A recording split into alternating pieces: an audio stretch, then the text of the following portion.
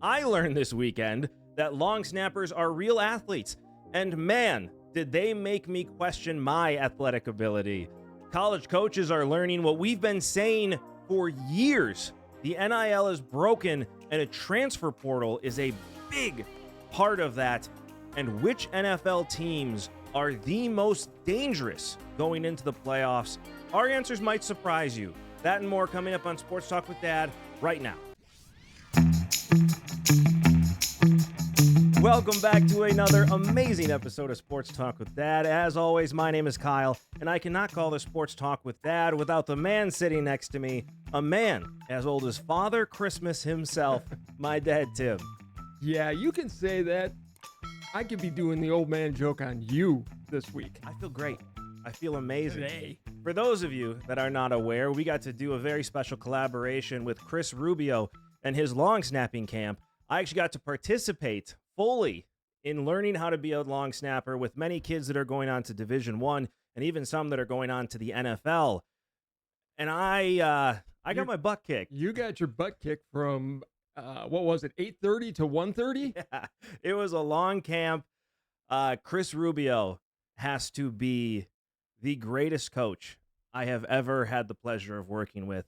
If your kid's considering being a long snapper, make sure you go and work with him. He took me from, now I long snapped when I was younger, just for a little bit. Probably haven't snapped a football or played football in 20 years. Mm-hmm. And in a 3-hour period, he had me firing that ball back as a spiral. I did choke when the lights are on. You will see that in the video we have coming out right before Christmas. That'll be our Christmas episode, actually, our last episode of the year. Yeah, I was sore. There were muscles I didn't know existed that were hurting. I had a fun time watching, but those guys that were there, they're real athletes, and they work very hard, and they take it very, very seriously. There was one kid that, I swear to God, for a PAT, he got the ball going 50 miles an hour. Yeah. In 7 yards. Yeah, he's currently the long snapper for Central Michigan. Man, was he good. Oh, my God. And giant. He was a big human being. He is a big human being. I mean, you're in shape, and you look like it. You fit the part. Thank you. Until you had to actually do the event. But listen, I was doing great. I was impressed that Rubio actually pulled me aside and said, look, give me 30 days, and I can make him a Division I snapper. Yeah, he can't say that stuff to me. That's going to go to my head. I have a big enough head as it is. It was fun. It was a blast. Again, check out the video when it comes out, and you'll see what we're talking about. But Chris Rubio, outstanding coach. It was so fun to work with him. It was so fun to learn. He made me better in 3 hours. And if you're a parent, he got the parents involved. Absolutely. I was involved in this. Like, this is a whole family thing to be better. The message was great. Thank you, Chris, for letting us come out there. I can't wait for that video to post and you guys to see it. Yeah, we had a great film crew came out. They're putting everything together. This should be a lot of fun to watch. That'll be coming out next week, shortly around Christmas time. Yep. So this is something that came out as well. The Savannah Bananas, you know them. Yep. They're one of your favorite teams. I love them. I have a t-shirt. They actually sold out an NFL stadium. Yeah, it doesn't surprise me at all. 5,000 tickets have been sold for the Bananas to play in Tampa at Raymond James Stadium on March 15th. Listen, they're the new Harlem Globetrotters. They are. As big as the Harlem Globetrotters when you were a kid, this generation has the Savannah Bananas. The owner's an amazing human being who Just Cole had an idea, had money, decided to buy a minor league team, and just thought what MLB doesn't think about, by the way, which is what is entertaining? How can I get the fans engaged? And really, how can I get them off their phones? I don't want them coming here playing on their phones. I want them here watching the game. Amazing marketer, amazing idea, man. And he has taken a not small, but pretty small comparatively investment and turned this team into really a multi-billion-dollar organization. Well, he's the modern day Bill Veeck. I mean, Bill Veeck put the ivy on Wrigley Field. He did Disco Demolition Night, which, they don't all work. Hey, But clearly it worked. We're still talking we about it still today. talk about it. But he's had all of these creative ideas about how to make baseball a family event. Yeah. And that's what the Bananas do. I would love to see them sometime. Hopefully we can get them on the show at some point. We talk to them about it. Definitely. But they're filling up the NFL stadium in Tampa. Yep. I listened this afternoon for a brief period of time. Pinellas County was talking about the funding for the Rays Stadium. We're talking about this again? This is still going on? Oh, it's still going on. Don't know if when we started to record this, they were still talking. Yeah, it's not going to happen. Sorry, Tampa. Your team's moving. Well, it could. It's going to be very interesting. Pinellas County, they don't even know if they need to vote right now. The real deadline, the Rays have to get a bunch of stuff done by March 30th time frame. I don't see where they pull this out. Maybe they will. I mean, for the fans of baseball in Tampa, I hope they do. No, but again, the Bananas draw 65,000. The Rays can barely draw 13 at times. So it's a bad place for a stadium. St. Pete does not support at all. We talked about this several shows hard now. to get to. Not a great area. Granted, they're going to be building up the area and trying to improve it. If they built it by Raymond James, or if they built it by the Hard Rock Casino, they'd have the same draw, not the same draw that the Bananas have, because they're a one-time thing. Right. You know? It's a special thing. They draw quite a bit more fans than they are now. I think they draw what the Brewers do, which is about 3 million a year. They're not going to draw that in St. Pete. You know where they would draw that? Salt Lake City. Salt Lake City. Well, and that's really what the experiment in Tampa is. They're going to play at the minor league Yankee Stadium in Tampa, across the street from Raymond James. Yep. If they can show that they can draw there, I still think they move it to Tampa if they have the opportunity. I just think it's a huge mistake for the Rays to even contemplate trying to build that stadium in St. Pete. The owner loves Tampa, clearly. He wants to stay there. He loves living there. But at some point, you got to be a smart businessman. And if you're not willing to move, sell a team, get your multi-million dollars so you can retire in Tampa, live out your life. I just don't want to gotta go. I just don't want to see what happened in Miami happened in St. Petersburg. That's exactly what's going to happen. I have a big fear that that's... Trust me, Pinellas County is very aware of that situation, which is why they're going to push this vote, which is why they're not going to buy into this stadium. It's done. They're gone. I would not be surprised. Yeah. And we'll know. But it is the holiday season. Yes, let's talk about some fun things, And I have financing. My llama Christmas sweater on, specifically for this Christmas episode. I'm glad I don't own one. I can get you one. I don't want one. I have a bunch. I really don't want one. I have a lot that don't fit me anymore. I don't want one. My first one that I had, I looked at. Apparently, I was a medium at one point. I am not a medium anymore. It does not fit. I've never understood the concept of ugly Christmas sweaters. Really? No, just never. Why do you go out of your way to look stupid? Because it's Christmas. Okay. In the spirit That's of what Christmas. we got. The nativity scene. We have Santa there. Right. We're ready. We're taking away our beauty to give it to the Lord. Got it. Yeah, that's probably not it. But I'm going to run with it anyway. Okay. So you and I were talking and thought, we got to do something. We've done the Christmas Carol rankings over the last couple of years. But let's just take a look at our favorite Christmas movies of all time. Top 5 for each of us. I got my list. I've got my list. All right. What's your number 5? My number 5 is Charlie Brown's Christmas. I know it's not a movie. It's not a movie. It's a movie. It's not a movie. It's 30 minutes. It's a 30-minute movie. It's a TV special. I don't care. I love it. The message is fantastic. They actually talk about the reason for the season in that. So it's great. Yeah. And I put it on there because I couldn't think of another movie. Okay, hold on. What? You just made it. I didn't put on Rudolph. I didn't put on Santa Claus is Coming to Town. I didn't put on the Grinch cartoon. I didn't put those would have been either. on my list had I known we were including TV specials. This is Charlie Brown movie. It's not a movie. It's a 30 It doesn't count. You have to pick something else. I don't have to pick something else. It doesn't. It's not a Christmas Don't make movie. me. It's a Christmas special. Okay, I'll go out of the box. Because I watched a movie this year that I didn't think I liked before then, but I watched it again this year and I actually enjoyed it, and that was Christmas with the Cranks. Tim Allen, Jamie Lee Curtis. Okay, stick with Charlie Brown Thank Christmas. you. That's why I went with it. Okay, go ahead. You go number 5?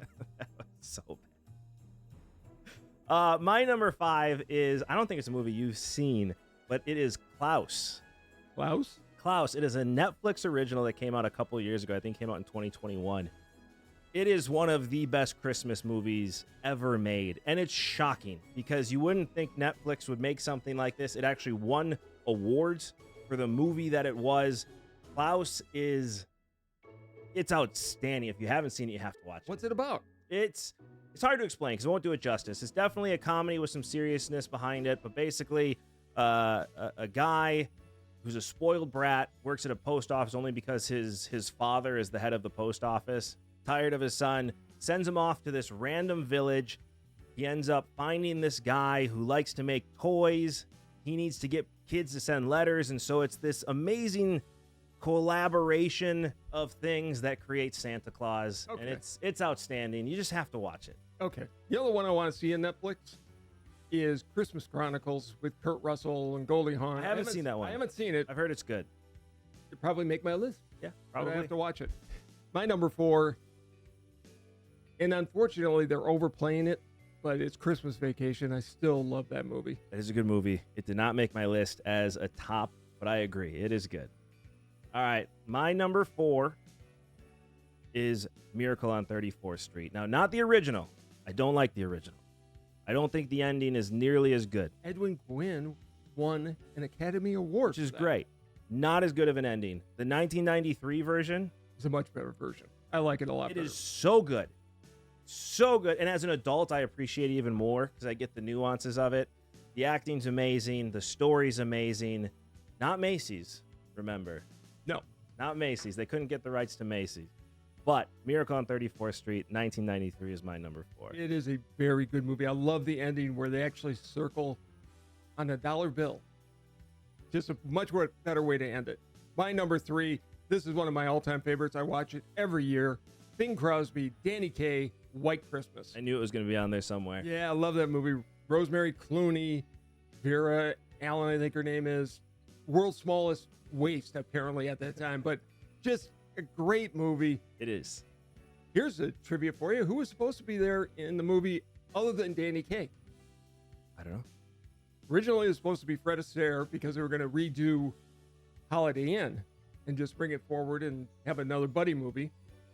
Fred had retired, said, no, I'm not doing it anymore. Then they went to Donald O'Connor, which I could have seen in this role easily, but he got really, really sick and couldn't do it.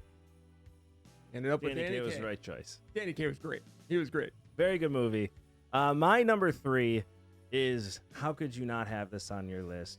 Polar Express. Love that movie. Love it. Absolutely outstanding movie. Probably would have been my number 5 if I would have. If you would have played the game right. Yeah. Yeah. It's a great movie. Love the chocolate song, the hot chocolate. Yeah, it's great. Yeah. Beginning to end. Perfect movie. All right. My number 2. Can't believe you may have it. I don't know, but It's a Wonderful Life. All-time great movie. I haven't seen it yet this year, but I will be watching it. Not on my list, I but it was very, very close. have one question, and it's always bugged me. Did they go after Potter to get the $8,000 he stole? Because he did steal it from Nobody Peter knew he stole. Bailey. Yes, they did. His butler knew it. Other people knew it. He needs to get caught. Anyways, Was supposed to be Ebenezer Scrooge in the 1938 version, yeah, but he got hurt. that's why he was in a wheelchair in this movie. He broke his hip. Number 2 for me is Star.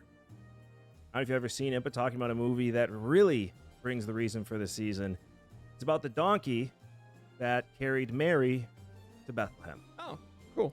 Ends with Jesus being born. Really good movie. It's got Oprah Winfrey in it. It's got Tyler Perry.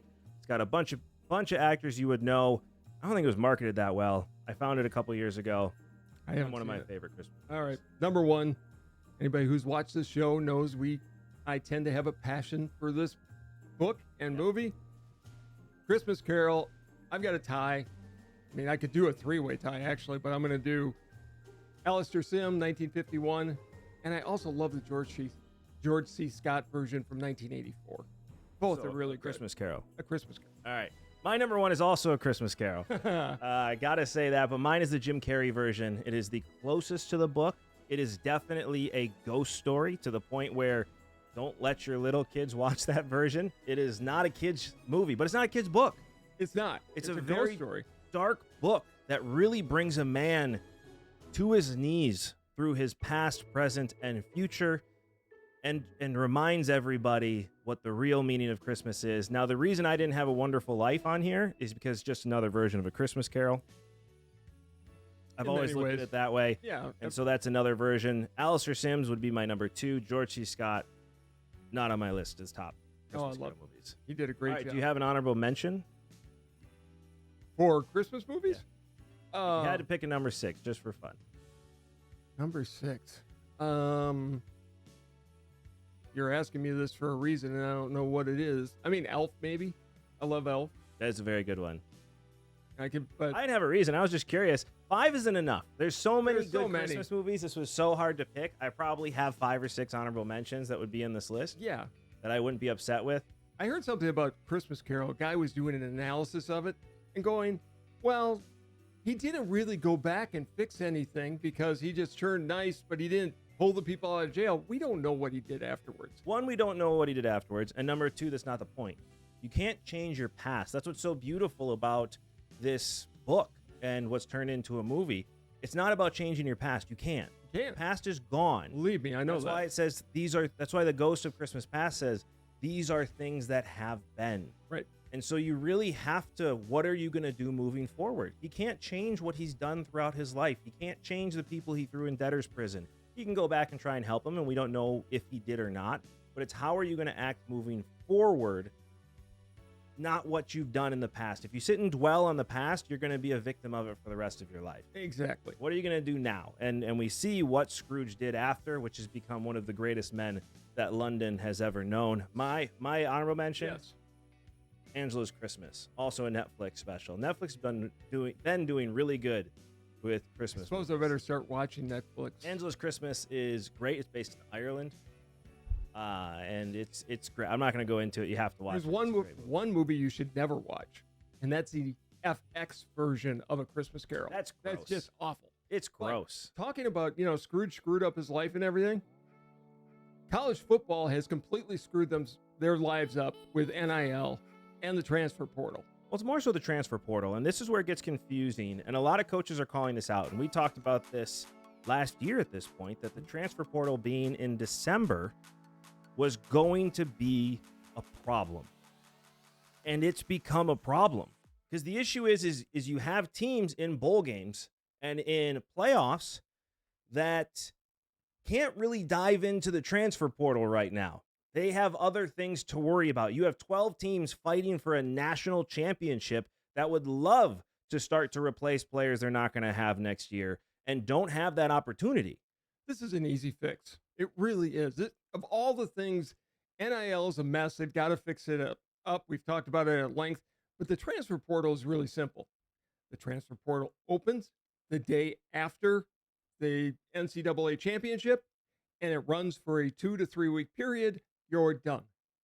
That's it. Easy fix.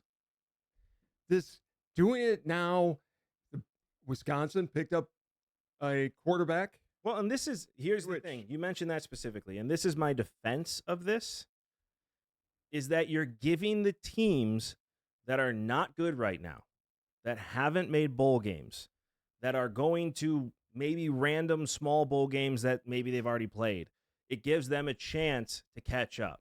You get a head start at these kids that are going into the portal now. You get the first crack at them. And the teams like Ohio State, like Notre Dame, like Georgia, Alabama. Well, Alabama's not in it. I was going to say Alabama, but I caught myself because they're not in it. It gives them a chance to really build up their teams, and it a little bit evens out the playing field. Except if you want to go and you're being recruited by one of the real 5-star programs, you're going to wait. It's not a problem. And all these programs are basically bringing in general managers now, like Bill Belichick in North Carolina has done fit so well in there because he's done this before. Yeah, he knows. He was on Pat McAfee and even talked about it. I know a lot of the agents that are working with these kids. They were agents in the NFL. Sure. And so he has those relationships. And he's brought in a general manager to do nothing but run his transfer portal and his NIL. Correct. And so he's going to be successful when he goes through that. Will the team win? That remains to be seen. But that's what all these schools are going to have to do. It's that NIL is a new job for each college, but they've got to fix it. It's still going to ruin college football if you don't They do do. something. It should be at the end of the year. They should be a free agent period. Just forget the transfer portal. It's a free agent period. Yeah. You can go into the free agent pool if you want to. I I have a big problem with it being two different portals, and I get why coaches do. Lane Kiffin's come out about it. The head coach of SMU has come out about it. But for you, it surprises me you have a problem with it because it benefits the underdog. It benefits the teams that didn't make the college football playoff and gives them a chance to catch up. Here's my problem with it. Wisconsin, Taylor Van Dyne, who was supposed to be their quarterback this year, got hurt. He's gone. Mm-hmm. So now they're bringing in Billy English or whatever, Junior, whatever his name is, from Maryland, plus a kid from San Diego State to compete for. You're always getting a new quarterback when you're in the position like Wisconsin is. So you're always, your fan base doesn't have a chance to grow with the teams. Right. And I think there's still a really good reason why you want to get these guys in young and let them grow through the program. Give them a reason to stay. Correct. And teams like Wisconsin are not doing that. Well, and I think I could easily see it where if you're picking up a kid from the transfer portal, there's going to be contracts like you're here for 2 years. Should be minimum. I could see that starting to happen. I don't know what the fix is going to be. They know they need to fix this, but I could see it honestly. If you're going to sign with a team, if you're recruited out of high school, you're signing a 3-year contract. I can see You're that. going to be here 3 years and then you can transfer out. Why wouldn't it be? You're paying them now. Correct. The fix is still going to be the Power 5 conferences or the big college football is going to break off and do their own thing. Right. And then they can rewrite the rules. The NCAA is not going to be part of it anymore. And another reason why you have to make it a contract is because you have to be able to hold these schools accountable. We don't want what happened to UNLV, a team that was winning, a team that easily could have won their championship and made the playoffs, but their quarterbacks fighting over getting paid, not getting paid $100,000. That whole story, we still don't know all of it yet. If you have it in contract, it's not a problem anymore. Like, this is what you're supposed to get paid. This is where it's scheduled. It's still too under the table here. It was wild, wild west right now, and it's got to be formalized that, okay, like you said, there's contracts involved. These kids are going to have lawyers and agents on their side going from high school to college, and it's going to have to be for a couple of years. And I still hate that. I do too. I really do. The college game, really, these should be semi-professional teams at this point. That's what they are. They should be broken off from the universities, be their own club, forget the student thing. It can be a perk to go to school. That's a huge value to go to Notre Dame, to go to Wisconsin, to go to... Apparently it's not anymore. I understand that, but it's hundreds of thousands of dollars they're getting for their education that people are just going, so what? People don't want to be there for education. They want to be there to get to the NFL, which is the main goal. And guess what? Most of these kids are never going to sniff. You have a better chance as a long snapper than some of these kids do of ever making an NFL roster. Could you see with the way that this is going, the NFL adopting the hockey draft, which is the draft happens, you have to be between 18. I think you can only be 18 or 19 to get drafted. Really, it's coming out of high school. And you are now the property of that team, and then you go to college to basically play. And when you're done with college, that's the team you're going to. It would work. I could see them doing that. I mean, NBA tried that for a while. Didn't really work. They did one and done. They weren't drafted. No, they weren't drafting and keeping and holding on to their person for that long. But I like what hockey does. It gives them a chance to go to hockey in college, not only experience college, but really learn the fundamentals the way they should. You go to Wisconsin, you go to North Dakota. You don't have to worry about being drafted. You have an NFL team that's already monitoring your progress because you're already going to work for them. You're employed by them now. They're working with a team. It's a different way to look at it. I don't know. I just came up with the top of my head, but it's not a bad idea. That might fix some of this because then you can just go and focus. You don't have to worry about where you're going to be drafted. I don't think that's going to happen. I don't know. You just got to sign these kids to contracts at this point. Well, and they've got to come together and come up with a set of rules. I've said it a long time ago. You have to have a commissioner, one guy, over the Big Ten, over the SEC, and you draw up how football is going to work across America. Yeah, it won't be with the NCAA. No, they're going to be out of the business. At least of football. And I think basketball is going to go with it. Although it's been working well with basketball with the NCAA tournament. That's a huge draw. The tournament's great, but don't forget the NIT used to be that big draw way back in the day, and then the NCAA came in. They could easily do the same thing and just move it to whatever They're starting to ruin call it by expanding it, but that's a conversation for a different day. I do have a question for you. Yes. The NFL playoffs are about to start. We're only a few weeks away. What are we, 3? What is this going to be? 3 weeks away. We're in week 16 now? Are we? Yeah, we're week 16 this All week, right. so 2 weeks left. I'm behind. It's been a whirlwind. My brain still doesn't work. They ran me too much on Sunday. But we have a lot of updates. The Lions just lost Montgomery. A lot of the big team, the Chiefs, Mahomes is now hurt. We don't know what he's going to be. Geno Smith just got hurt. We don't know if he's coming back. So coming into the playoffs, I was wondering, who do you think are the most dangerous teams going into the NFL playoffs right now? From the NFC, I still think the Rams are a dangerous team. I know you give me a hard time all the time because I've been in love with the Rams. I think nobody's going to want to play them because I'll play the Rams. I have don't. no issues. Okay, great. I think they're a dangerous team because of what they can do They on don't have offense. a defensive line. Matt Stafford can score with anybody. He and they can. score fast. Nothing to do with the offense. Still think they're a dangerous team. The Eagles are obviously a very dangerous team. And I'm not being a homer on this. The Packers are a dangerous team. Packers are a very dangerous team. If Jordan Love can learn how to plant his damn feet and throw the ball. He's throwing off his back foot a lot. He's underthrowing everybody. Yes. There were 2 touchdowns that were touchdowns. The receivers had him beat by 3 yards, and he underthrew him because he's running to the side and throws off his back foot. Jordan, you're not Aaron Rodgers. Well, he Okay? does. There is one quarterback in the history of the NFL I've ever seen be able to do that, and 2. one.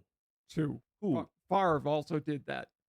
Favre threw the ball up, Yeah, and it went where it went. he also threw off his back foot. He did. He threw from any position. He did. Jordan but Love he did just not needs throw to- it as accurately as Aaron Rodgers did. No. Don't forget, that's a big reason Brett Favre is number 1 in interceptions because he's doing what Jordan Love does right now, and it's just up for grabs. Hello. What have I said? Jordan Love, Brett Favre. Right.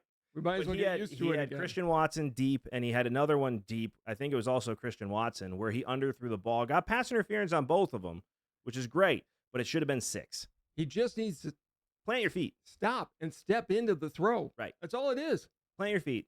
Step into it. Go from there. He's still a Hall of Fame quarterback. Not yet. He's one of the greatest of all time. NFC Eagles are the most dangerous team in football right now, maybe the Bills.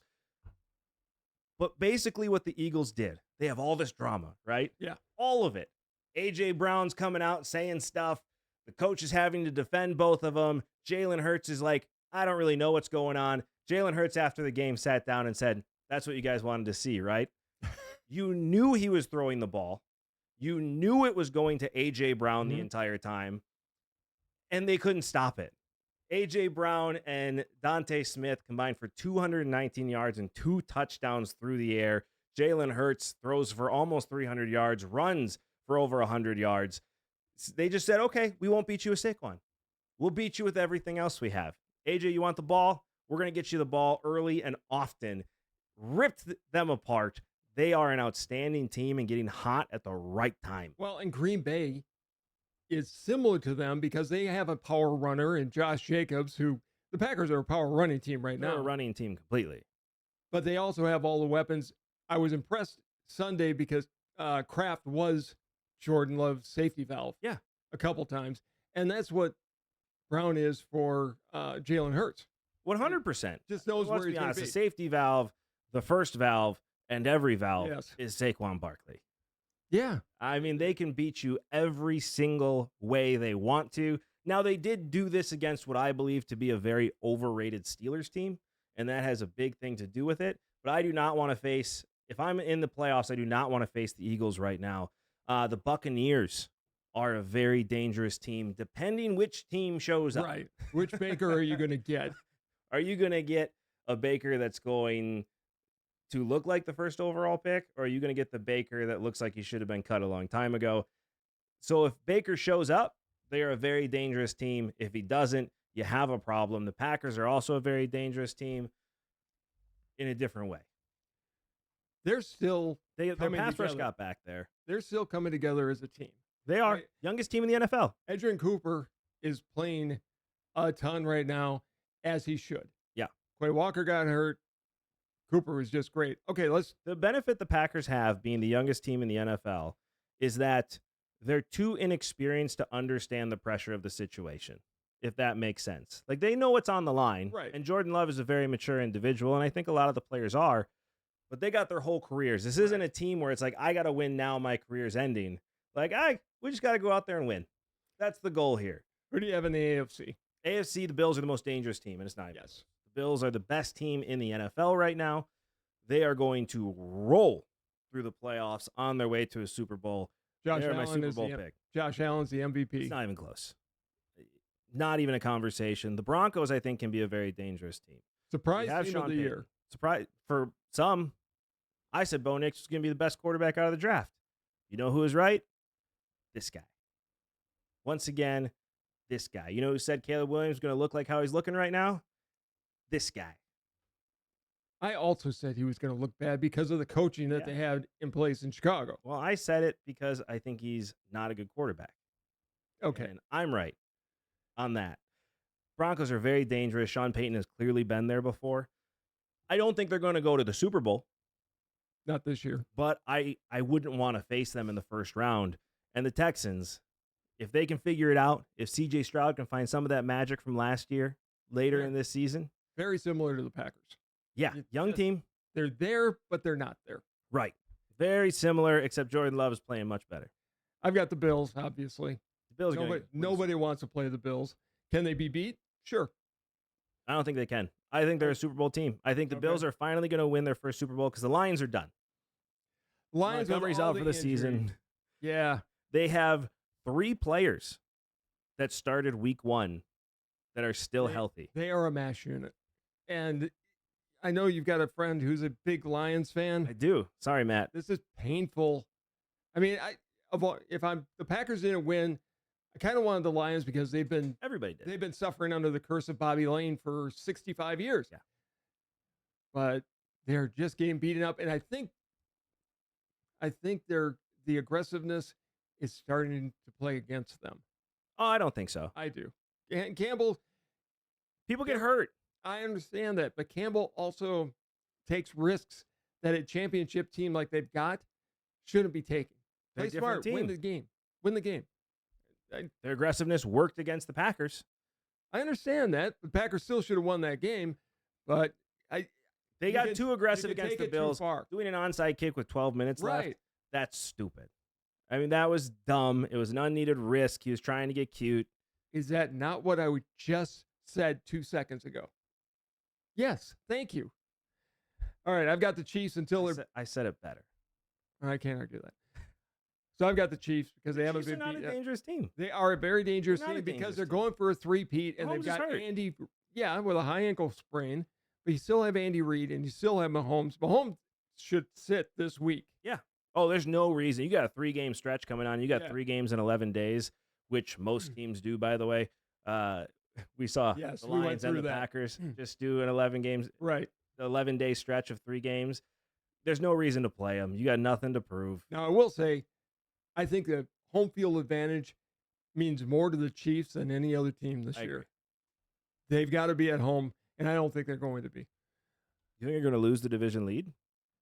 No, they'll have the division. Or, I mean, the number 1 seed? They could. Buffalo's not going to lose again. No. I could see Kansas City losing this week, and I could see them losing to the Texans. They'll get into the playoffs, and they'll still be dangerous. And my other team, at some point, he's got to show up in the playoffs, and that's the Ravens. Yeah. Derrick Henry cut off his dreads, though. He did, but he's still that good. The Ravens are dangerous. They're always going to be dangerous. I don't have them as my most dangerous team. I just have them on my list. Seen what Lamar can do, and Lamar again. All of a sudden, it's late in the season, and he's not looking the way he was earlier on. Derrick Henry's not running as hard, and maybe they're saving themselves for the playoffs. But if they show up like they did in the middle of the season, I mean, they're a team to beat here. The one thing you've got to do, the season starts at Thanksgiving. It does. You have to be ready, and you've got to be, it's go time at that point. You've got to get better and better as the season wears down. Correct. The Ravens aren't doing that. They're treading water. Kansas City is treading water. Yeah. The only one that's really taken off is the Bills. Yeah. I mean, I've changed my Super Bowl pick 5 times now because this has been one of the most exciting NFL seasons we've seen in a long time. Mm-hmm. So many NFL seasons have been the Chiefs are good throughout, the Chiefs go. NFC teams, you find out who's good, they go. This has been, they're here, people get hurt, now they're down. Which is it going to be? I think the playoffs are pretty much set at this point. I don't think it's going to, the AFC's set. We already know who's going to be in there. San Francisco got old this year, which I predicted, and they got hurt and they had contract disputes. And you have another one coming up now. Let me ask you this. Yes. What do you do with Brock Purdy now? I don't pay him $60 million a year. And you're going to lose him to another team. I wouldn't pay him $60 million. He is a nice quarterback.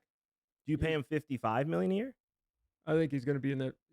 For me to sign him, 50 to 55, just because that's going to be the market. But what's the difference between $5 million at that point? A lot. $60 million. He better be able to step up and win us games. And this season, he's proven. Who's he had? I don't care. You find ways to win. You find different ways to win. Purdy's a nice quarterback. He's a okay. What other choice do you story. have? Where are they going to be in the draft? Towards the back. They're not going to be towards the back. They're not going to make the playoffs. So they'll be in the 15 through 20 range probably. Okay, that's the back half. Yeah. I mean, you're nowhere near getting a top quarterback. No. They're going to pay him. But would I wear like, look, I would take a lot of guys, many guys before I take Purdy as a quarterback. You have a weird thing with Purdy. He's a good quarterback. He's an all right guy. He's a nice story. He's, yeah. Well, you know who could be available? Well, who will be available, unless they franchise him, is Sam Darnold. Here's my question about Sam Darnold. I wanted to ask you about this. The Vikings are dangerous too, by the way. Neither one of us have had them on our list, but they could be dangerous. The Vikings are going to Viking. Probably. It's what they do. Here's my question about Sam Darnold. He's doing great this year because he's got Kevin O'Connell. Yeah. He's got all the weapons in the world around him. He does. Somebody's going to pay him that $55, $60 million. Yep. He's not going to take Kevin O'Connell with him. Right. Jefferson's not going with him. Right. Aaron Jones isn't going with him. He could. He's on 1 year. What's he going to be, say, if he goes to the Giants? Is he going to be back to the old Sam Darnold? No. Are you sure? Yeah. Yeah, because you didn't see him. I mean, to be fair, you saw him with San Francisco, the other place he was good, which is the same argument we're having now. I don't know what you get. It's the $60 million question, isn't it? I would take Darnold over Purdy. I mean, okay, Purdy's basement has been this year, right? Yeah. You've seen him at his worst. Mm-hmm. Sam Darnold was worse than Purdy at his worst. But now, I understand. If we're comparing worst to worst, Purdy's the better quarterback in that situation. He had nothing this year and still found a way to pull out some wins. Sam Darnold was seeing ghosts. So let's not sit here and pretend. Going into next year, give me Darnold over Purdy. But it's your same argument, though. You don't know what is Darnold going to be, that quarterback that can take your team on his back? Put him in San Francisco, yeah. Well, in San Francisco, but you got weapon. Well, then again, Deebo Samuel's probably not going to be there next year. That's true. They're going to trade him. I truly believe that. And the 49ers are signing Purdy, make no mistake. I would be shocked if they didn't sign him. I agree. But if you have Sam Darnold as an option who was in San Francisco, who knows that system, it could be an interesting situation. I still think Darnold's going to the Giants. I've been saying that for a while now. I don't know what he's going to be outside of a great system. Exactly. What do you pay him if he's going to the Giants? If you're picking him up in free agency, though, you're going to have to pay him $60. The idea is you know what he is and you know what he's going to be in your system. You don't know what he is in your system. You know what he is in the Viking system. I understand that. But You know what system you want to run. You know what Sam Darnold is and if he fits in that system or not. He's got the perfect situation. I mean, it's very much like Love and LaFleur. Perfect situation. They complement each other very well. Work together very well. It's going to be what Chicago needs to do for Caleb Williams. You got to put him together with somebody who he can grow with. Mike Vrabel. It's gonna be Mike Vrabel. Probably. So no offensive minded guy is gonna want that team. Ben Johnson's not gonna stay in the division. No. And I wouldn't want to work with Caleb Williams. I don't think he's that good of a quarterback. I really don't. He's an athlete. I mean, look at Denver. You've got Sean Payton and Bo Nix. They're tied at the hip. They're going to, I mean, Nix is just going to grow, and Payton's going to bring him along. Here's my next question. You got Kirk Cousins sitting in Atlanta, who has had mediocre year. He's going to be there next year. He'll be there next year. You still owe him however many millions dollars. But are we getting to the point where, say it's midseason next year and Kirk Cousins is still playing the way he is now? You put in Penix. Yeah. I think It'd be time. I think so too. They're going to ride with him this year, but you owe him, what is it? He was $94 million guaranteed. Something like that. So you owe him whatever half remaining is. That was like $45 million next year. So you're keeping him because nobody's going to take Kirk Cousins for $45 million. And to be fair, it's the same story with Rodgers. They're both coming off the same injury. Correct, and they're both coming off of it in about the same way. Right. They haven't been great. And so you don't really know what could happen next year. And I don't think Raheem Morris was the right coach for that. You need a better offensive coordinator. Okay, here's my question then. Do you move away from Morris after 1 year? I would. I didn't think he was a good hire to begin with. That defense doesn't really look any better. You don't have an offense. Would you put Mike McCarthy in that spot? Oh, 100. Because I don't think he's lasting in Dallas. I think he may make the decision to go, I'm out of here. Probably. I mean, what do you have to gain by staying there? You don't really have a team. You have no running game at all. Mike McCarthy with Atlanta, I think that would be a great hell of a fit. So if I'm Atlanta, yes. If I'm Arthur Blank, I make that decision. I fire Raheem Morris. I bring in Mike McCarthy. It's a much better offensive system, and you go that route. I could also see Ben Johnson going to Atlanta because now you're really thinking future. Correct. So you have to think this next coach is going to be with Michael Penix Jr. I think Johnson's going to be in one of two places. I could see him in Atlanta. I could also see him in Jackson. I think Jacksonville would be a very, very good fit. Because somebody's got to turn Lawrence around. Lawrence is an interesting story because he's always been that much more talented than everybody else around him. And now he's not. He's not. Welcome to the NFL. Can he be fixed? I just don't know. You know who he reminds me a lot of? Jake Plummer. Got that same type of attitude where if you get him with the right coach, it's kind of easygoing and just lets him play the way he wants to play. He's great. But he has this, I don't know, man. I just don't, I see him as Jake Plummer. I really do. Okay, then let me ask you this. Could Ben Johnson morph him into Jared Goff? Yeah. Because that's what you really want him to be. Yeah. He could. Jacksonville's a weird place, man. You really don't know what it's going to be. It's just been so bad for so long. I mean, they had one good year, and it was their first year in the league. I'm shocked they're staying there. I really am. I still think they would have been. It's the same story as the Tampa Bay Rays. Going back to our first conversation, you have an owner that wants to stay in Florida. Likes being there, wants to be there. They got the approval. Jacksonville obviously wants to keep the team. Yeah, and spend half the time in London and the rest in Jacksonville. Right. But with that owner, St. Louis still would have been a better place for them, but they're never going there. They're building a multi-billion-dollar stadium because it's next year it starts, right? They're not building it. They're remodeling their current stadium. Okay. Keeping the field. Yes. It's like saying Lambeau is still Citi Field. Yeah. It's the same place. The same place. Same dirt underneath. But you completely built around it. They're going to do the same thing. This is the reason we don't call it Citi Field anymore when we built the new stadium. We don't call it Citi Field because they renamed it Lambeau. After they built the new field. Same place. All right. Completely different now, though. You had a great week last week. In picks? Yes, you were 4-1, and you knocked over Robin. You know what I was? 4-1. How? You got the Texans right. I got the Rams right. I hate you. I forgot we made pretty much the same picks last week. So that brings. Where does that bring me at? Am I at 500? Not quite. You're 38-40. All right. I still got hope. What are you? 50 and I 28. hate you so much. We're doing 6 games this week. 6. All right. Oh, well, so I'm either going to actually get a shot at 500 this year or it's going to be over. This is it. This is my week. I got to make this work. I just have a bad feeling about this week. I don't know why, but I do. Okay, first game out.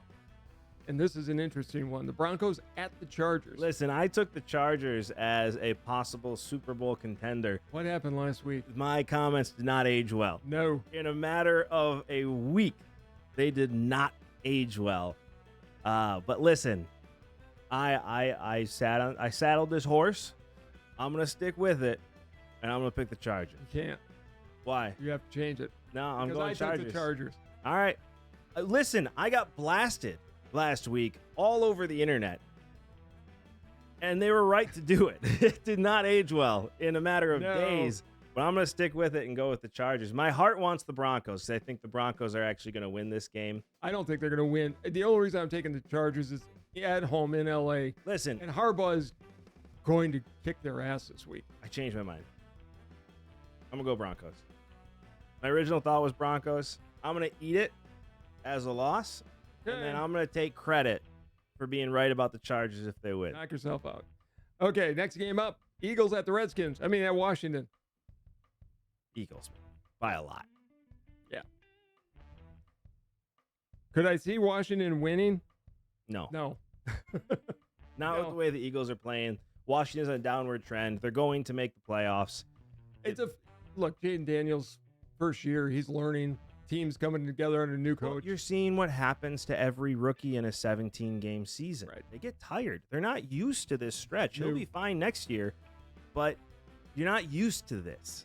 And it's a whirlwind. You come out of the draft, you go into a camp, and then all of a sudden you're playing 17 games. Right. You put it all on the line. I mean, the Eagles are going to walk away with this one. You got your boy, C.J. Stroud, and the Texans going to Kansas City to play the Chiefs. Mahomes has a high ankle sprain. Yeah. Should not be playing. Texans. Don't know if he will. Texans are going to win this game. Show the world that the Chiefs are broken. And I think they win by more than a touchdown. Really? Really? Yep. More than a touchdown. And I just don't think the Texans have it this year, and I think the Chiefs are going to find a way to win even with the backup. Nope. Okay, we'll find out. We have the Steelers on the road to play the Ravens. I think the Steelers showed last week the team we can expect to see the rest of the year. They've been trending in this direction with Russell Wilson as their quarterback. And I think it's just going to continue. I think the Ravens are going to walk away with this one. I do too. Here's my question. Do you think Wilson comes back next year for the Steelers again? I don't know. Fields is going to be gone. It's another place I could see Sam Darnold being. I could see Aaron Rodgers being in Pittsburgh next year because I don't know if he's coming back to the Jets. I still think he's going back to the Jets, and I think the Jets are going to. I just think Tomlin and Rodgers would get along really well. There was always conversation about those two teaming up. I could see it happen. I still think the Vikings make more sense. I think he's a Jet next year. I just don't know. Justin Fields will not be back. Nope. He's going to go someplace else and be a backup. Maybe Washington would make sense. I don't know. It's so hard to answer. My gut tells me yes, he will be signed to a long-term contract and stay in Pittsburgh, but it wouldn't surprise me if he went someplace else. Where else would he go? I don't know. Nobody want him. I think he's got to sign with Pittsburgh. Could he go back to Seattle? No. Pete Carroll's not there anymore. Doesn't matter. Don't see him going back there. That's the only place I could really see that he fits. You can't go home again. It's a different offense now. Who you take? You're taking the Ravens in this game as well. Let's see what else. The Vikings go to Seattle, just like Green Bay did last week, playing the Seahawks. I think it's going to be a much closer game because Sam Howell, if he's starting, is going to have a whole week. Don't forget, Sam Howell looked really bad against the Packers, became an ice cold. He was. He was not expecting to play that game. It was a defensive scheme. He had to go to the locker room and get out of street clothes. Pretty much, yeah. Yeah, he was very shaken to be thrown into that game, especially with the defense that was able to blitz the way the Packers were. If you give him a full week to prepare as the starter, I think he's going to look very, very different.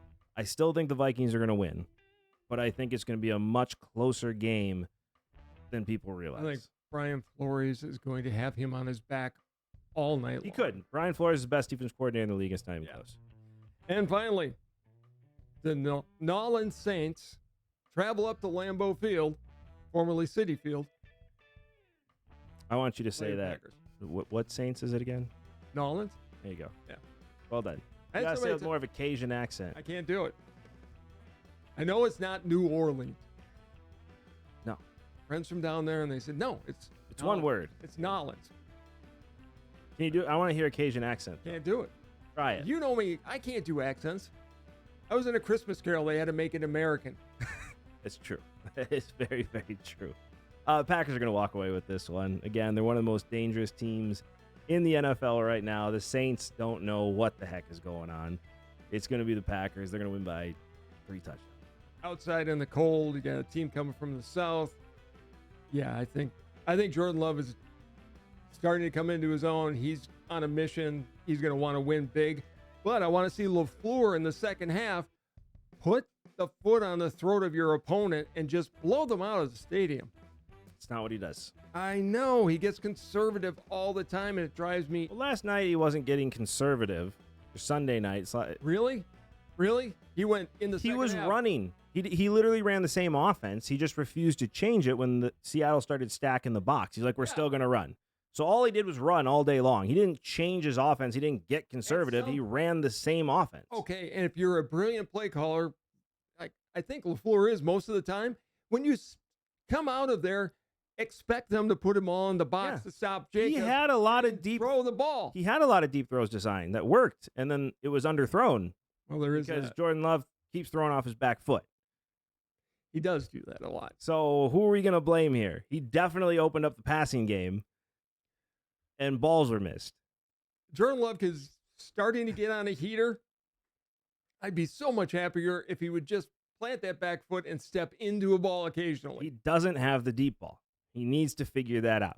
It's something we're not used to in Green Bay, from Favre to Rodgers. I've never seen a quarterback not be able to throw the ball 70 yards down the field on one Love's foot. got that kind of arm. Not when he's on his back foot. Nobody, well, with the exception of Rodgers, nobody has that. Favre could still throw the ball 80 yards on his back foot. It's just you didn't know where it was going. But he could do it. Normally, Jordan Love can't seem to do it. Normally, Favre would try to throw it through 3 defenders and into. That's very, very true. Favre also, like he did in Minnesota to win that game that night. Dude, that thing still, if that thing wasn't caught, it's still orbiting the earth. I mean, that thing was ridiculous.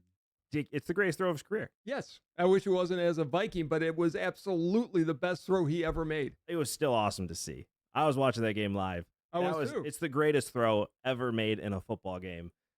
Period. And it was a fastball. For those of you who haven't seen that play, look up Favre Vikings throw, and it'll be the first one that Against the comes Niners. Last play against the Niners to Stephon Diggs. He threw it between 3 defenders. Yeah. And it was going so fast, they couldn't touch it, and Diggs just grabbed it. I'm surprised it didn't pull him out of the end zone. I mean, it was a heater. I'd love to see Love do that as well. The Packers are going to win this one. It's not even close. You and I have had a great show, but as you all know, you cannot have a conversation with your dad without your father getting the last word, so it is all you. So I'm going to end this sad note, unfortunately, for those of you that haven't been living in a cave. There was a shooting in Madison, Wisconsin yesterday. Young girl, obviously very disturbed, killed not only herself, but another child and a teacher. I will give huge props to this mayor of Madison, who politically I may not agree with her on almost anything, but what she said in her press conference is something everyone should tell the media. Because the media was pressing her saying, why aren't you naming the victims? And she just came out and said, because it's none of your damn business. People were shot. People died. Let their families heal. And if they want to tell you who they are, at some point they can do that. So kudos to the Madison mayor. The other part of this is the investigation's still going on. We don't know where she got the gun, but don't blame the gun. Blame the person who did the shooting, because that's the real enemy on this one. I never want to see anything like this happen again, ever. My heart goes out to the families who've lost loved ones, especially at this time of the year. Any time of year, it's still a tragedy. But let's get the story right. Get the facts right. Don't guess. At first, it came out that a second grader called 911. No, it was a second grade teacher that called 911. Let's wait a few minutes, get all the facts so that we're not guessing. There was a famous episode many years ago on ABC. A guy, Howard K. Smith, I think was the announcer's name, who got furious on the air because he was getting information that wasn't correct. And he just snapped and said, give me the facts. We're not guessing here. And that's what the media needs to learn. Don't guess. Get the facts and give the officials time to get the facts to you so you're not looking foolish on the air. That's Another outstanding last word. Merry Christmas, everybody. I hope you have an amazing holiday with your families. This has been Sports Talk with Dad. We'll see you next time. Merry Christmas, everyone.